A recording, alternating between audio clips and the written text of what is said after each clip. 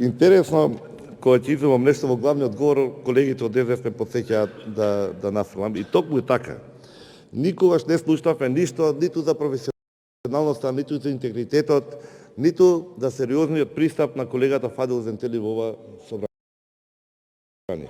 И токму тоа е поентата, дека вам не ви се важни професионалните карактеристики на колегите, на она што ќе биде изработено од собранието, во какви решенија носиме, во какви кадри бираме, односно на оваа власт, единствено што е важно е да ги спроведе на рачките од Бихачка.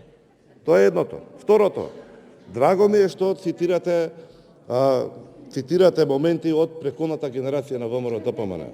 И така е, мнозинството треба да сноси одговорноста и ќе ја сноси одговорноста. И третото прашање, што рековте, како ние ќе го направиме? Токму така.